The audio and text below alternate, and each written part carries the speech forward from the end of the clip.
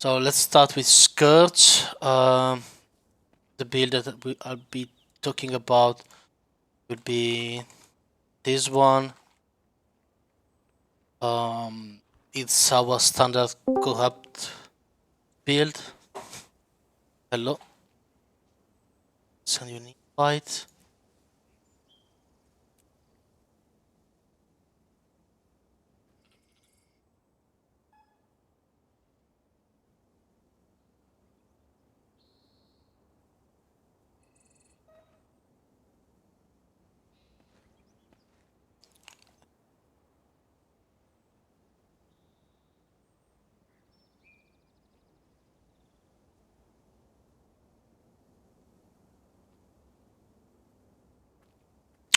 Just let's wait a couple of minutes because we might have another one joining.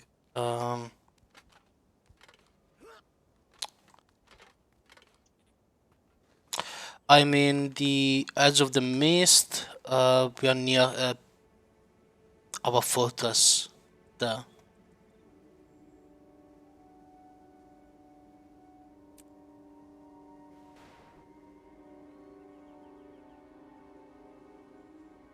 Yeah.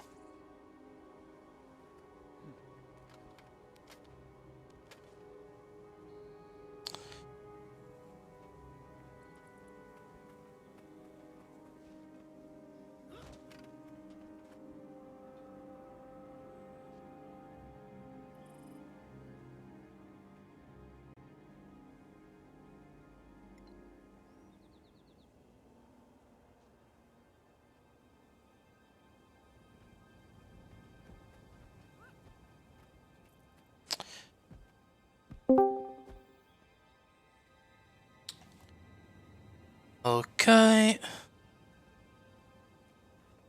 I forgot to send you an invite. Yeah, well, nobody basically used this place anymore. But it's nice because we can find NPCs to kill without any kind of pressure. We might need to because we need life force to use our skills.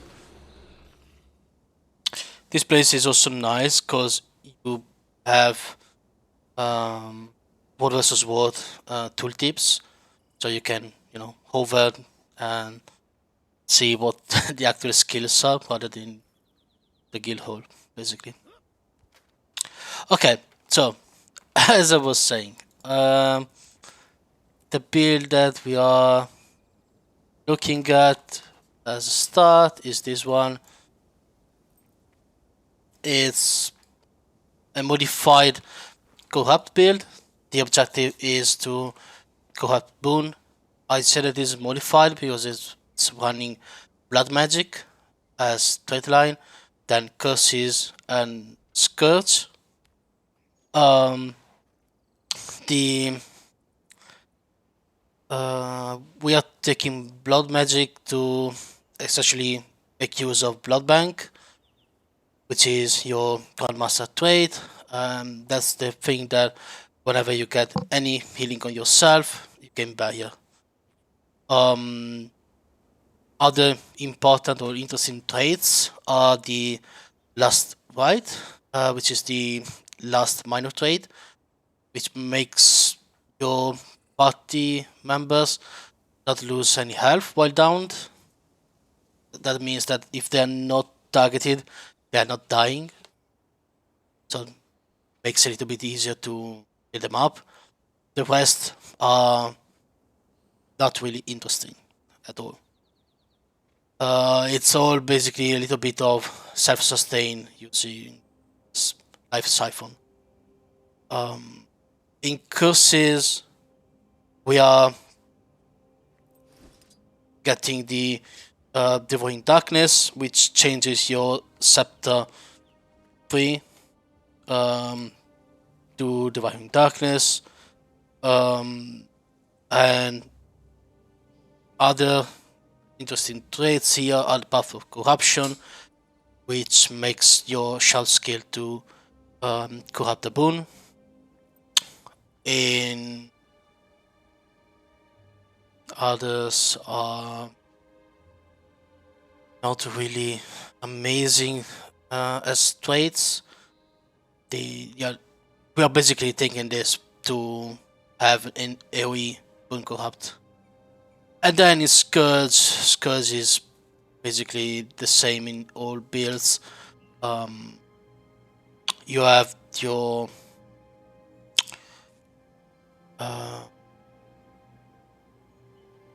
standard trait line. Actually, I mean, there's really nothing to really say about it. It's all about getting the shard working, the shades working. Now, one thing that we used to run, but it's not meta anymore, is the last master trait. We used to run this one, which makes your shade as a one big shade. We are now running Feed from Corruption, which helps you to apply more boons, basically. And you also gain 3 shades rather than single one. 3 shades are interesting because since they nerfed how Necro works, now you need at least a couple of shades around your target to maximize the effect of your shard skills. Now, if you're used to play Necro, you used to have a skill that is Shroud, which changes your skill bar and changes your health, and you are protected while you have Shroud. Scourge doesn't work that way. Instead, you have these shade skills, which basically replace your Shroud. You have your F1, which is your Manifest Sunshade, which is it allows you to place shade whenever you want. You have then your Nefarious Favor, which converts conditions, which is a Condi Cleanse for allies and the Bunker Habt for enemies. Sand Cascade is your small barrier. It affects only 2 targets. You count as a shade for all these skills. So I'm out of life force, but if you activate any of your shade skills, it affects allies near yourself and any of the shades that you have around. Garish Pillar is your fear. Again, it affects 2 targets, so really to maximize the effect, you should have always 2 shades plus yourself. You affect 6 target that way. If you can only drop 1 shade, it's 4 target. Things like that. Finally, your Desert Shroud is your shroud. While active, first you activate a lot of barrier on yourself. It does damage.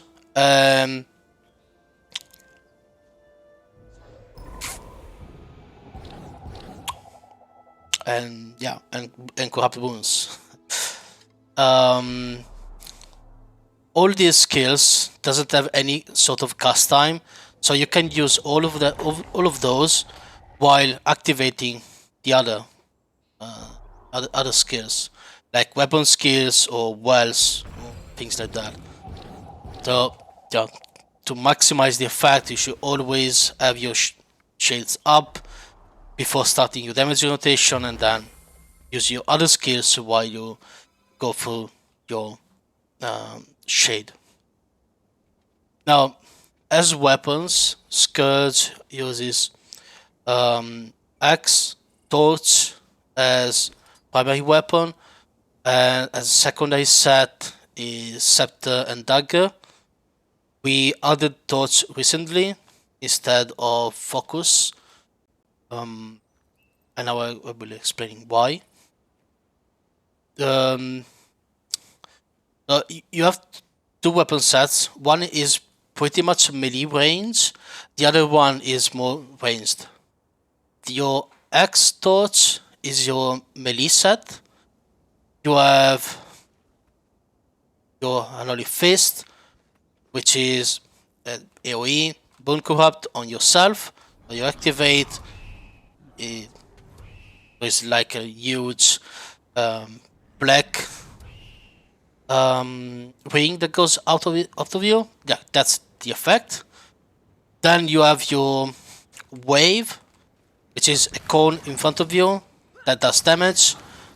If you look at the range, it's pretty much melee range for both of them. One is 600 radius, the other one is 600 range. Both of them are AoE damage. Then you have a lot of single target focus skills, namely the Torch 5 and your Axe 2. Torch 5 creates an effect under your target if the target is still there after a while. Was looking at the duration, but yeah, anyway, if the target remains there for the duration of the cast time, I suppose, it gets knocked down. That's it. It's one target. It's not amazing, but it is what it is. The other one is Ghastly Close. It does a shit ton of damage. Again, it is single target, so you can use that to focus either downs or a specific target. Maybe we call for the Dragon Banner, and that's a single target. You can target it and focus at 900 range, which is not backline, but still in range for most of your skills. Your range set is your Scepter Dagger. You have your, starting from the right side, you have Enfeebling Blood, which is this thingy that does a boon, converts one boon to 5 target. Deadly Swarm is mostly on yourself. If you are if you find yourself with lots of condition and you have one target, you can use that to cleanse preconditions. It's not only a cleanse, but you are going to apply your preconditions to the enemy. Devouring Darkness, again, you could have boons around the target, which is nice because you remember you always have to have a target. You have a target, you click on Devouring Darkness and you start boon corrupting. Other skills are, well, widely useful. The Grasping Dead, you can use that to cripple it with a soft CC. Especially when we are starting to call for a spike or range spike, and maybe we are in range for the 900. You can lead with that, so people are less likely to move away because they are crippled. As for your utility are pretty much standard. There is one possible variation that I will cover as a first thing. The build currently runs Trail of Anguish. We are running that because it's a boon corrupt and stability. It's best used as and also a stun breaks down. It's best to be used when you are in melee, so that you apply stability to your allies, you boon corrupt, and it basically you maximize the effect.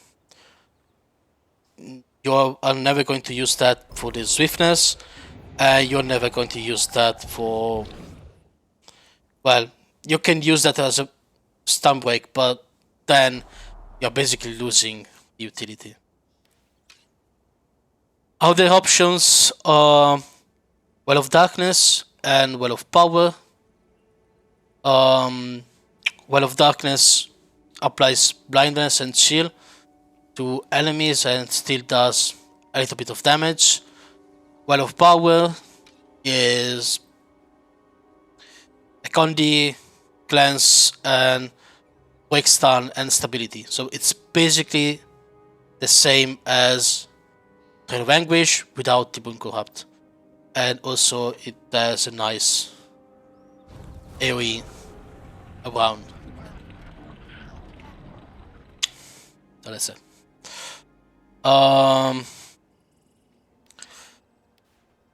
Now, the other utilities are the same in all specializations, right? So, you know, it's always going to be Well of Corruption and Well of Suffering. You always are going to use Well of Corruption first and then Well of Suffering.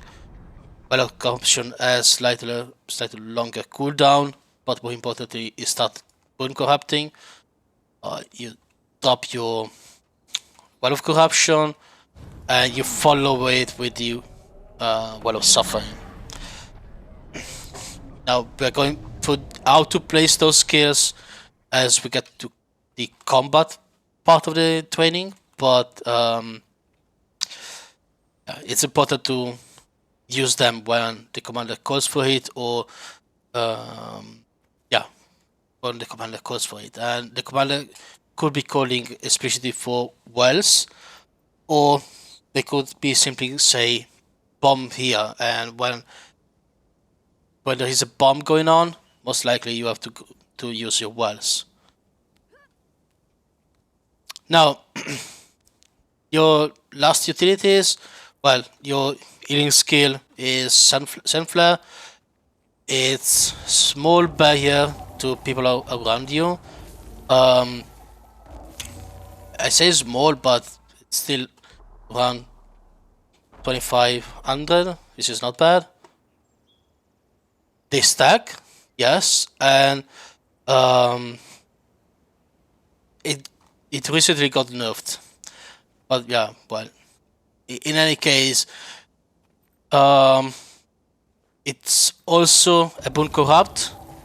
So, except for the first usage, which should be just before we are pushing, right, to absorb the initial attack, you can easily use that at cooldown, especially if we are in melee range. And then your Ghastly Breach, your elite, is another Pulsing Corrupt field. It has a nice radius.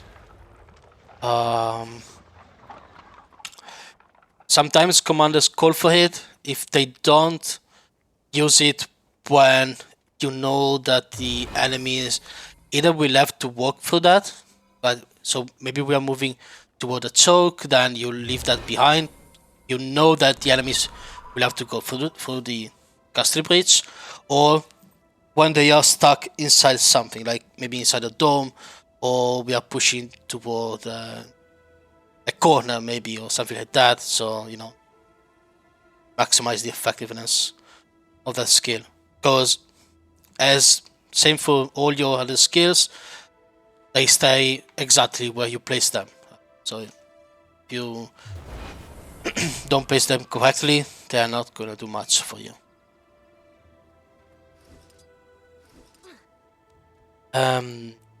This is Scourge. Any questions so far?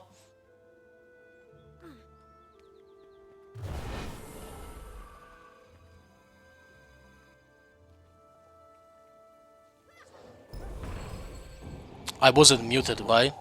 No.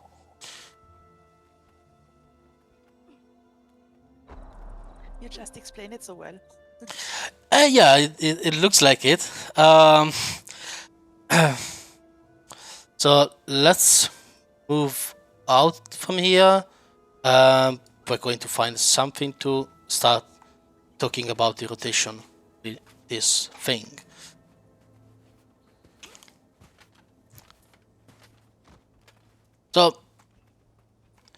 most likely while we are moving, you want to be on your scepter dagger, because it's your main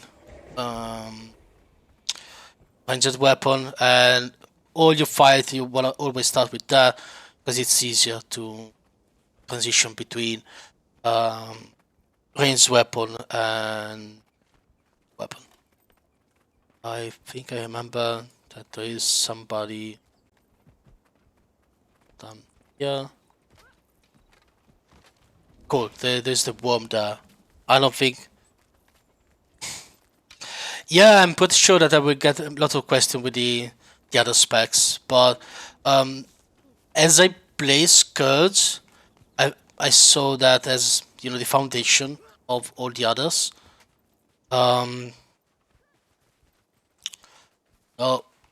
We are just about at 900 range here.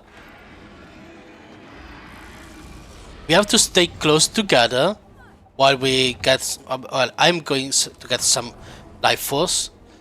Now, against enemies that do a lot of damage to us, barrier will come handy, right? So you always have to place your barrier and your shades in a way that affects you and your party and your enemies. Let me lower a second volume on this thing because it shouts. Okay. Now we have all these dust devils that are coming toward us, right? If you want to drop a well bomb on them, what we have to do is we are never going to place a well exactly where they are, because if we do, look at what happens, right?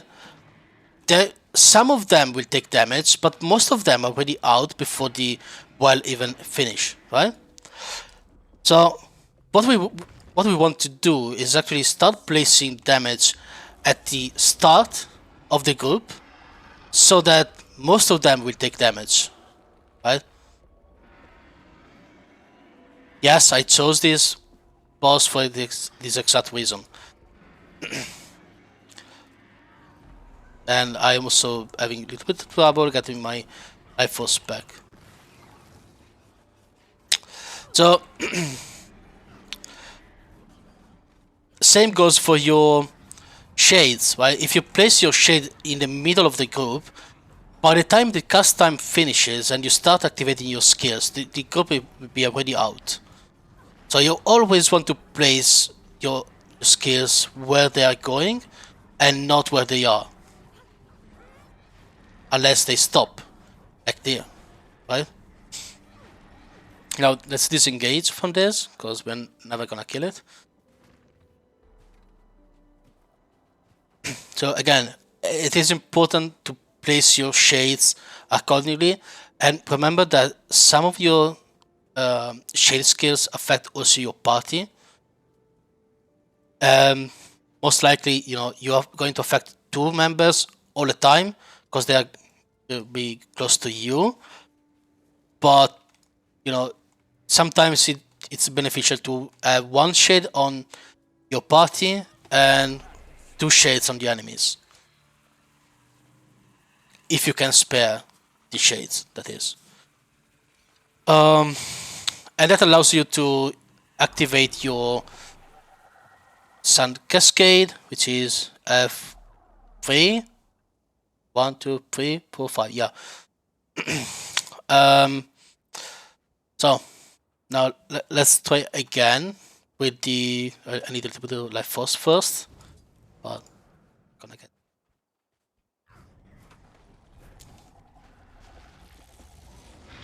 I have a question regarding placing wells. Yes. So when we are fighting open field, do you prefer placing the wells in front of the enemy or rather behind the enemy? Because if you watched my latest video I uploaded after last raid, Yep. You see me placing my wells directly on the enemy when they were about to stack up. It depends on the speed of the enemy. Well, you can see that these dust devil are moving rather slowly.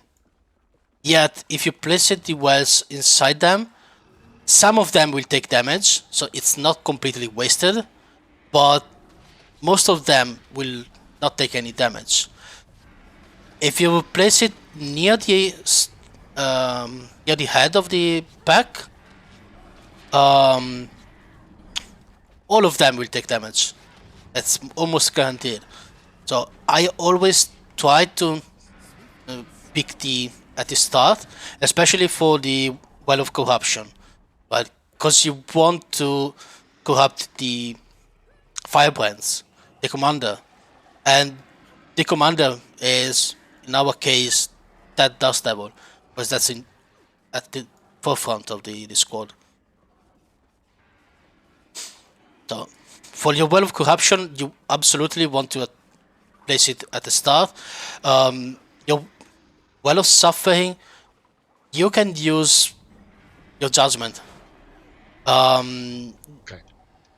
Because yeah, that's probably the best approach. Okay, I got enough life force to showcase the next rotation.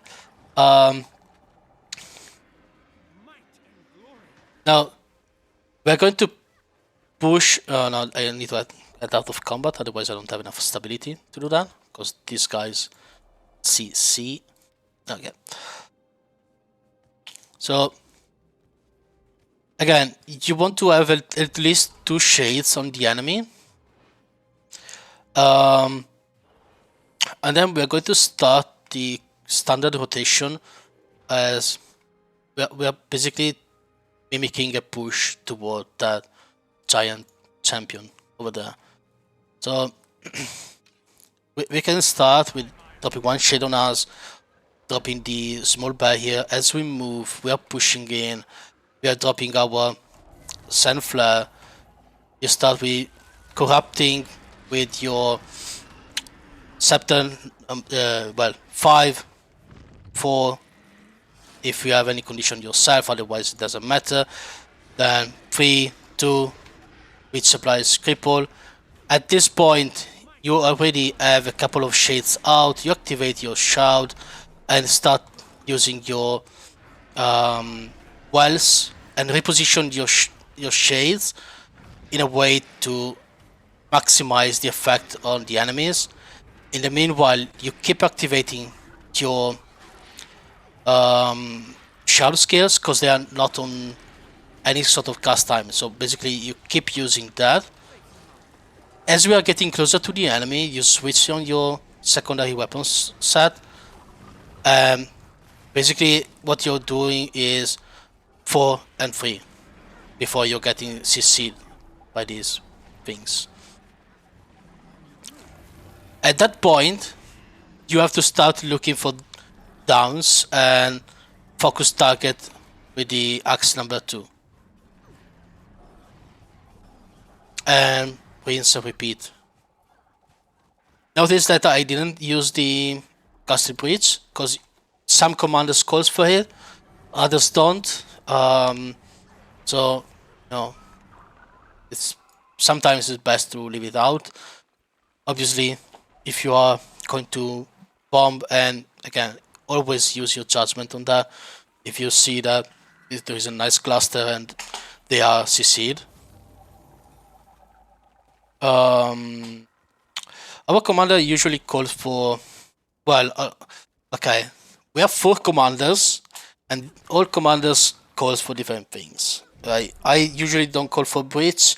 Toto sometimes calls for it. I know that Daz does. Mech definitely doesn't call for breaches. So again, it depends. But you know the commander that they are following. If you are unsure about that, just ask at the start of the raid. Everybody will be happy to say whether they are calling it or not. In any case, one thing that is really important to say is when your build skills goes down. So especially for Ghastly Breach, you can say Breach is down. You can say same goes for the wells. it's important to say when they go down and where the cooldown goes up again, because the commander can use that information to decide whether to push or not. So your wells, your elite skill are all important information to say aloud. Yeah. We are running blood magic because it's easier to play. That's the best reasoning about it. Spite works. It's actually more effective. So if you decide to run Spite, you probably are running something like... I always remember the last two, I can't remember the first one. Probably top, middle, bottom. It's another way to boon corrupt. You gain more from might. It's all good. So yeah. It's probably the meta build. It works beautifully, but it relies on you for the movement. While the blood magic, considering that you are running blood bank, as long as you are within your squad range, you'll be fine. Because if we can get an empower, you should be seeing the effect of... Yeah, you see, even with an empower, we are getting like 4k barrier. Now, if you add a scrapper or a mechanist in your party, they are gonna to cap your barrier easily. And it makes it so much easier to play like that. So you can focus on the rotation, which is not easy, because there are a lot of buttons to play. Yeah. By the way, I'm recording all of this, and when I set the rotation, then you can see my rotation that I'm doing, because it's kind of hard to say the rotation and do that at the same time. Well, Necro can be put in basically all parties. Obviously, it needs stability to work well, so it needs at least one firebrand. While the Necro has a little bit of Condiclans, they are well hidden, and most of the Necros don't actually realize that they're kind of Condiclans. So as long as there is like a firebrand and scrapper, most Necros will be good.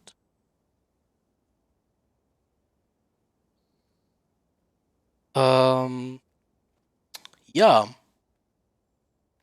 Now, I remember... Well, let's go toward the airport. I remember that there was somebody that felt like we could kill him, but I don't know. So while we move looking for a feasible target, because I already used that one to explain wells, we can probably switch to Reaper unless there are any other questions. Put it this way. No, it wasn't the other way, but I like this part.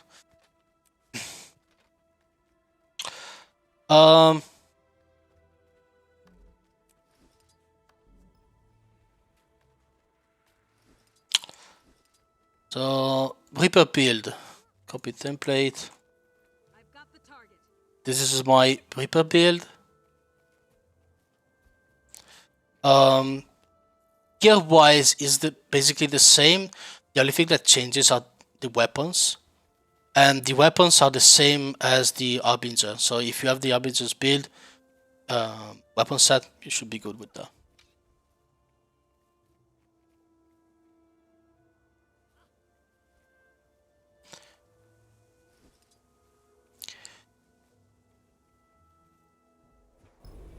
Here we are gaining a little bit of range because we are playing with the staff, same as the Harbinger, so I won't go over the staff again. The staff applies marks on the floor. The marks are those nice circle. Some of them have very short cooldown. Some others have long cooldowns. Right? Your mark of blood has a very short cooldown. It's your staff number 2. Spam it, literally. Keep using that. We are standing still. That's your mark going out. I mean, there's commander shouldn't even need to tell you that. Right? You're standing still. You don't know what to do. You just drop a mark somewhere. Most likely towards the enemies, but place it. Your mark number 4 is your highest hitting mark. When commander calls for a range spike, they want you to use your mark number 4. It does damage, which is the most important part. You can also use that in combat to Condy cleanse yourself. It's important to know. It's unlikely that you're ever going to use that for it, unless you're homing. Because if you're homing, you know that. Because it's one of your Condy cleanse. Your fear mark, you can use that as the enemy is pushing toward us, only to remove stab, maybe break some positioning. Don't use that while we are sieging, because we are trying to pull enemy out of the wall, and the fear makes it that they are running inside the keep or tower or objective. Your second mark that you can basically spam is your Chillblains. Yes, number 3. It has a slightly longer cooldown. It applies chills and poison. All your marks are unblockable. That means that skills that block aren't affecting these weapon skills. One of these is Aegis, but there are other abilities that blocks, like for example, Mesmer has the shield that blocks, same as Engineer. So yeah, that is nice. As your secondary weapon set, we are running the standard X focus. So well, the axe is the same as the Scourge one, right? So nothing to really say, but the usage is slightly different. While on Scourge, you're mainly using axe for your Unholy Fist. Here, the Unholy Fist is useful, but it's not why you're using that. It's your single target focus damage weapon set. When you are in this weapon set, you want to use your focus 5 followed by your axe 2. That's your highest single target burst, and it will probably kill somebody if done correctly. Other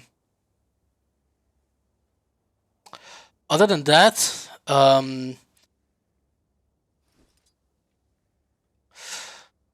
utility skills.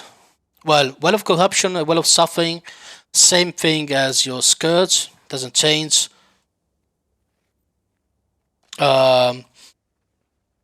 You have Nothing Can Save You as Shout. It's nice because it makes your attack unblockable for your next 5 hits. Is usually nice to use it before you get into Shroud. So you activate that, or before you go in Lich form. But basically, you activate that skill before using one of your major cooldown. Your Soul is Mine. It's a nice way to regain a little bit of life force. It also does damage, which is nice to use in melee combat. Reaper is more focused on melee rather than the Scourge, which is more ranged, let's say. Well, it plays at 900 rather than go full in. Now, it's not totally backline, because backline is more 1200, so it's more of a midline role. So it's neither backline or and not frontline. I mean, Scourge can totally play frontline. There's no problem with that, especially with our build. It definitely can work at all ranges. But consider that we are not running staff on Scourge, we are losing the backline positioning. So, Reapers. Oh yeah, Lich Form is your elite skill. It does a lot of damage, especially if it is unblockable. Keep in mind that most of what you do is projectile, right? So your number 1 pierces and does damage. So you want to use all your skills while you are in Lich form. But mostly what you want to do is spamming 1-1-1. Keep in mind if there is a warrior dome or you are against a lot of scrappers, Lich form can kill you. Because if they are not getting assault, maybe they are getting reflected, and if you start reflecting 5k hits on you, you're most likely gonna die. So keep that in consideration. Now, as for your Reaper Shroud, the rotation is pretty simple. You activate the skill, use your skill number 3. That gives you stability, and then you spam your skills. And again, the most effective skill is your number 1. You want to use your number 4 to do a lot of AoE damage, and your number 1 to cleave, essentially. If you can cast your number 5 to CC, it's a nice CC, especially because it will be unblockable. Because you have activated nothing can save you before entering the shroud. So, other important part for Reaper, especially, make sure to enter shroud while having the staff or great sword equipped. Great sword is alternative weapon to staff. You lose completely the range to gain more melee damage, but in any way you want to enter shroud with the two-handed weapon, because I believe that's more damage than the one-handed weapon.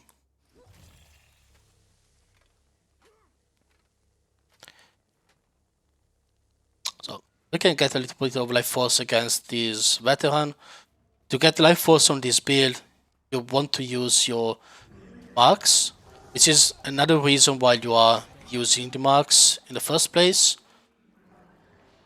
I got CC'd, but you know, you get a little bit of life force, and when you want to burst, you activate your nothing can save you, activate your shroud, use your number 4, and you kill a target. Wells apply, it's the same thing. Why, if we are moving towards enemies, you have time to drop your wells before entering the shroud. Remember that when you enter the shroud, you are you lose access to your utilities, and your health bar changes to something else, which is your life force. So again, you can attack that 1200 range with marks. You are most likely not gonna do a lot of damage here, right? Because you just spam a little bit of damage. Then as we get closer, you drop your wells, activate your shout, and cleave. Activating your skill number 3 guarantee that you have stability even when your maybe your firebrand doesn't provide you enough stability. Now we have a large group of enemies, and we can see the power of Reaper in action. Well, let's avoid the traps.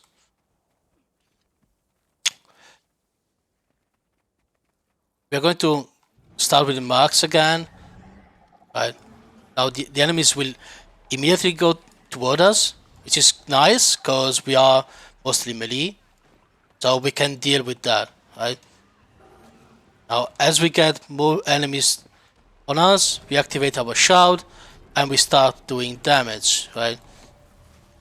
The main issue is the life force, and to get life force you can use your healing skill. Healing skill gives you a shit ton of life force. Your CC with your skill number 5 is incredibly important. Not as much as in PvE. In PvE is crucial because that's your main source of damage, but in World vs. World is nice because it's SCC. The downside is that it's terribly long to cast, so you have to time it well.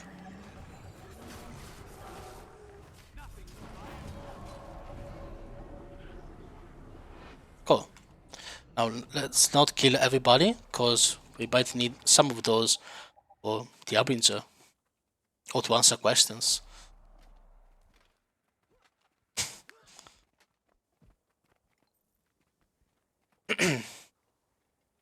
So, any question?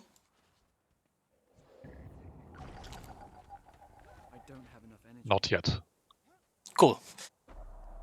Anyway, Reaper is awesome as damage dealer. It does a lot of burst damage, and with this build in particular, it's really easy to play because again, it's running.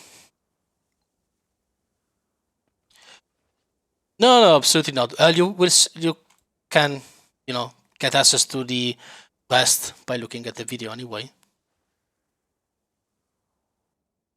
Yeah, Reaper Shout is really helpful, and not only that, but with the barrier provided a blood bank, makes it a lot easier to play.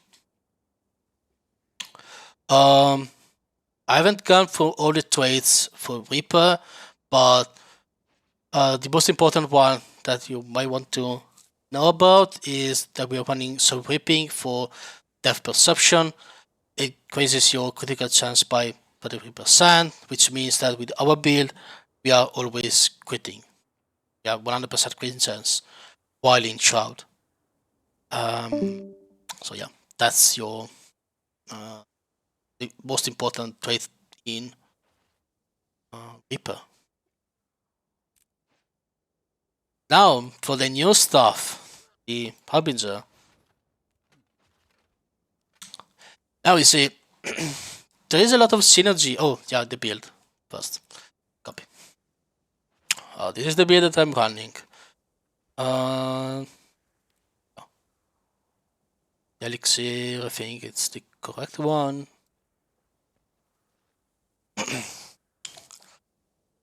Now, this build is, yeah, it should be the same as it has build. I checked before starting, but I'm going to check again because it have changed.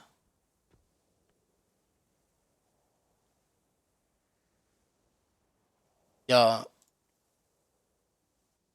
Yeah, it's the same. Perfect.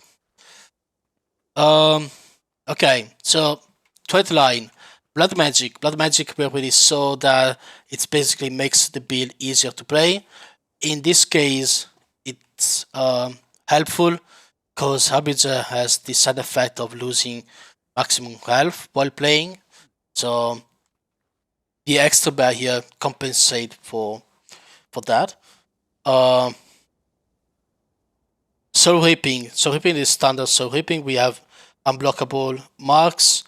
When we enter shards, we get 10% damage, and we always crit while we are in Shroud. As for the Harbinger trade line, is basically power, power, power. As you've noticed with the new elite spec, they made it extremely easy to craft the build. Just guess the correct trade line, that's it. Now, couple of things that changes from the Reaper. Your shroud actually doesn't protect you, but you get this new effect called Blight, and Blight removes a percentage of your health, but increases your damage. So you always want to strike a balance between the amount of Blight you have, so the amount of increased damage, and how much you can actually take before you die. So as weapon set is the same as Reaper, so nothing to really say about that. Utilities, we have always Well of Corruption and Well of Suffering. The usage is the same in all builds. We are getting a new type called a new skill type called Elixir. Now, starting from the elite, when activating, well, if you look at the tooltip, it has 3 different sections in the tooltip. The first one is the self effect. So it doesn't matter whether the potion lands on you or not, you always are going to get the first one.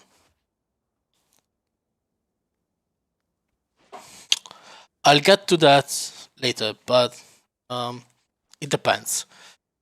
Then you have the effect on the impacted area for the enemies. So you target an area and you deal damage. You get Blight on yourself if you are in the area, of course. So if I drop an elixir like over there, I'm going to get the healing and the regen and none of the negative effects of it. If I cast an elixir on myself, I'm gonna get Blight. Obviously, I'm not gonna get the negative effect like weakness or all those condies. Then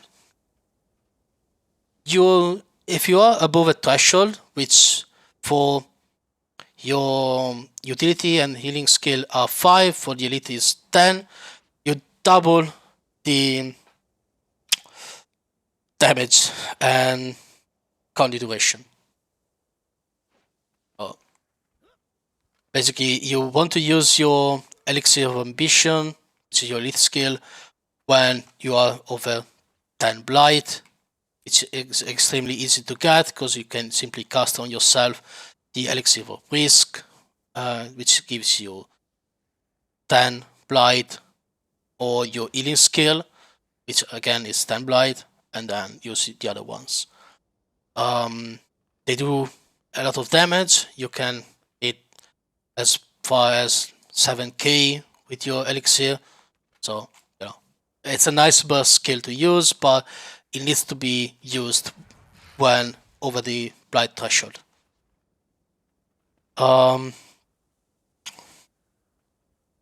You can gain Blight by using your elixir or staying in Harbinger's Shroud. When you activate that, you start accumulating Blight. but you get access to a lot of different skills.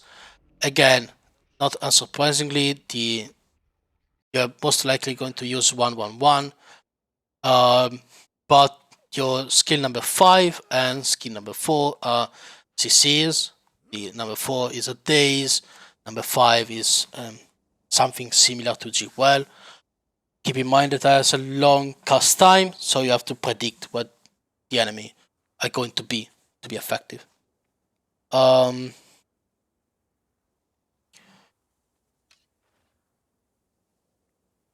Life Force is kind of an issue for this build, especially to get started. Your life force generators, well, except for people dying around you, are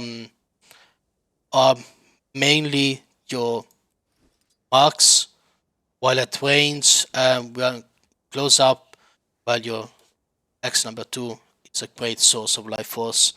Your wells are also, well, your well of corruption at least is a source of life force.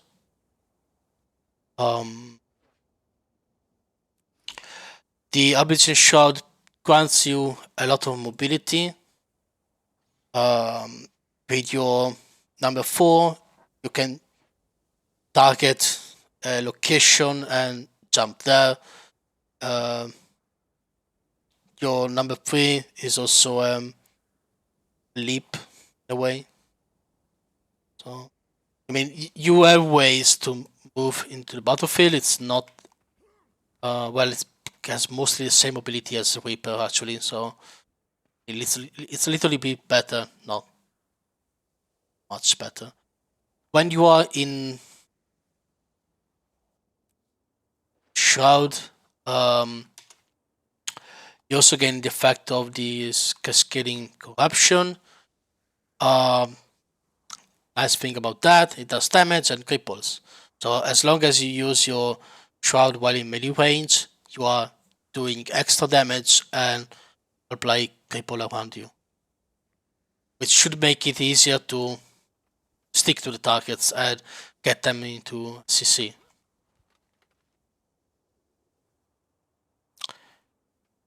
Any question before we start killing the mobs in front of us with the rotation?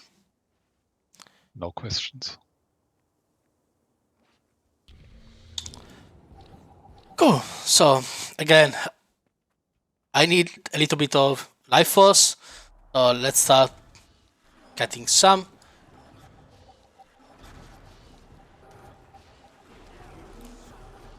You can see that the CC kills me. If you can, and we are much weaker than other builds. Now that wasn't my intention to die, but that's what happened. So now we are going to come back there.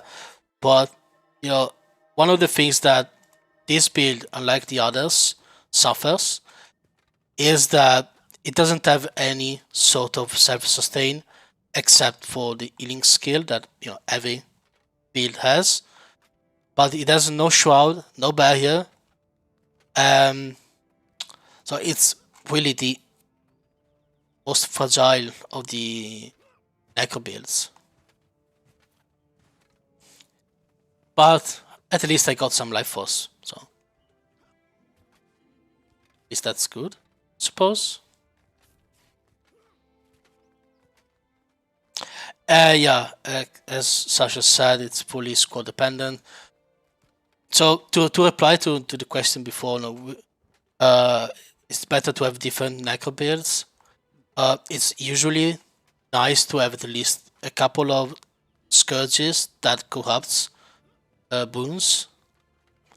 Those are nice because it allows to penetrate enemy defenses. It's easier to crowd control with boon corrupt. Then it depends on the group, right? If you have a solid group that can provide you the sustain needed for the Harbinger to shrine, cool. Go for Harbinger, do a shitload of damage. It does way more damage than Reaper. So there is that. But On the other hand, if your squad is not that great, or maybe you are stuck with a less experienced firebrand, then you will probably want to run Reaper. The role is the same, right? You are burst damage class. Your role is do a lot of damage. Like, we should melt this veteran. Again, we're starting from range with your Empower. Cool. We start with some marks. So we start dropping our our elixirs. Apparently this guy takes reduced damage. But you want to start using your healing skill as soon as possible to gain blight. After that, you are gonna use your elixir of risk. So you'll definitely have 15 or 20 blight on yourself. At that point, you can choose whether to use elixir of ambition or not. It's totally optional, but you have to go inside the shroud and starting with your number 4. It's the days, and then you go ham with all your skills.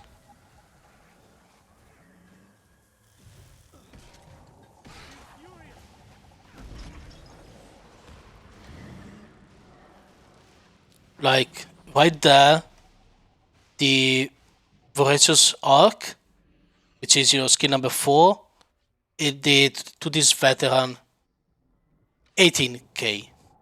So, I mean, not bad. One thing that you have to, get a little bit of practice is to manage your own blight, because it stacks up pretty quickly and makes you extremely vulnerable. Again, it works when you have support classes on you. Otherwise, it doesn't really.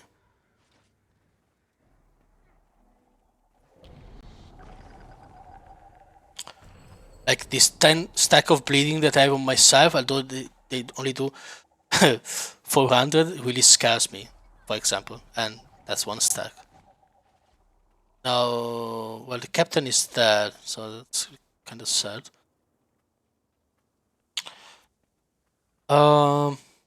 Yeah, so again, rotation, healing skill to gain blight, elixir of risk. It's better if you can hit both the enemy and yourself. Like, okay, we got the enemies on us.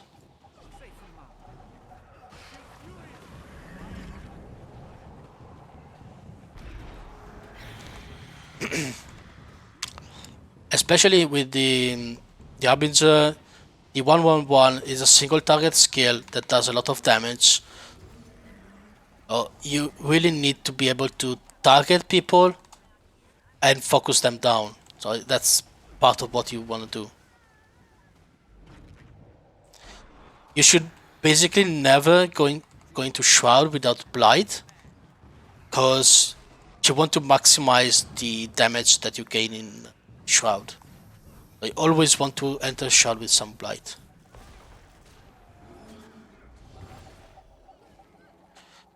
At least 5, better if it's 10.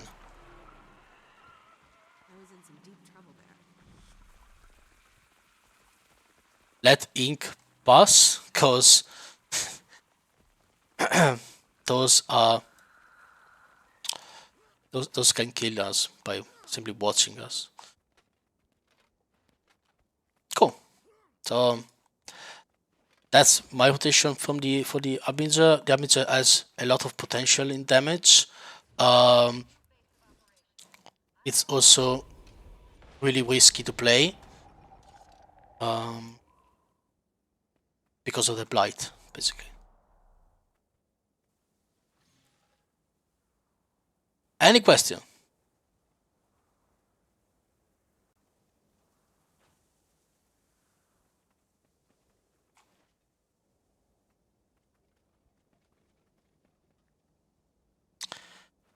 Not a single question. Either I am amazing or there's too much information right here. I have a question. I'm leaning towards being amazing, but I think we have to check out this build under some real situations to find out if you're that amazing. sure. But so far, it's really fun. It's a really fun build, and I'm testing a lot of different rotations, but I haven't figured out the correct one yet, I think. Yeah, again, the correct one, basically, it's... It's the one that keeps me alive. Yes, but what you want to do is landing your skin number 4, which is one of your highest hitting damage on that build, along the side of your wells and your elixirs. Right? Unlike Reaper, Harbinger tends to be more single target oriented. It's not completely single target, but tends to be more single target oriented. Well, your elixirs still do damage in your effect. All effects 5 targets, but unless you manage to land the perfect elixir of ambition and elixir of risk, you won't see big numbers from those. Unless you already have blight. If you have like at least 10 blight, so you start with your elixir of promise on yourself, and then you are in melee range, and you chain risk and ambition, you can get a nice burst damage right there. You also maximize your blight, so your maximum damage scale would be on yourself the promise, on both yourself and the enemy risk, ambition, shroud, skin number 4. That's your maximum damage rotation. Or you can also get killed by veterans, which is also a possibility, because the rotation that I just told you requires at least a scrapper to be effective.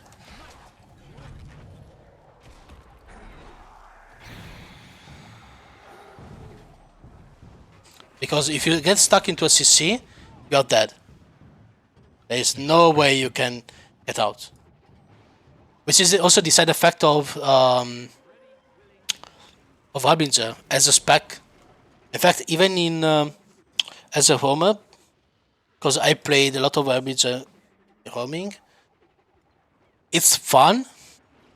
It has a lot of damage potential, but you feel like you are missing out on the sustain part. But yeah. In a raid situation, you shouldn't have any issue whatsoever using that rotation. Maximize your blight uptime. Go for it. Keep in mind that with your 25 stack of blight, you have like 15, 17k health, depending on the gear that you are running. And that's really low. So you really have to focus on your movement, your dodges, dodge your attack, or dodge the enemy bomb, stay out of CC, and adjust your gameplay based on how well your support classes are performing in that particular day. Sometimes it's even worth changing out Harbinger for Reaper and play Reaper, which is much, much more resilient and still provides roughly the same amount of damage. Yeah. Those are the options for pure damage-oriented build. Of course, we also have a Scourge damaging build, which works, but the damage isn't comparable to Reaper. There's a lot of damage. Yeah, Reaper is a lot easier than playing Then playing even Scourge, because Reaper has the Shroud that protects you from getting damage. So even if you get stuck into an enemy bomb, they have to go through your barrier, your Shroud, and then your health. At that point, I mean, you should be able to get out, right? Is there a clear advantage to playing Harbinger? Yes, there is. The burst damage is higher on Harbinger than Reaper. So the initial Harbinger bomb is way higher than the Reaper. Although Reaper does obscene amount of damage, the Harbinger does more by simply maximizing the blight. Yeah, it does way too much. But again, it's high risk, high reward. It doesn't matter if you do if you do a shit ton of damage and then you are dead within 5 seconds, right?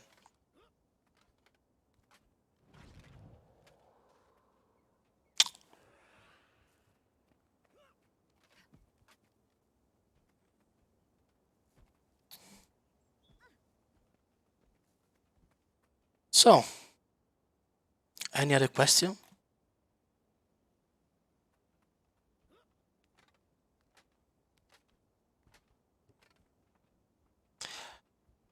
Cool. I'm gonna stop the recording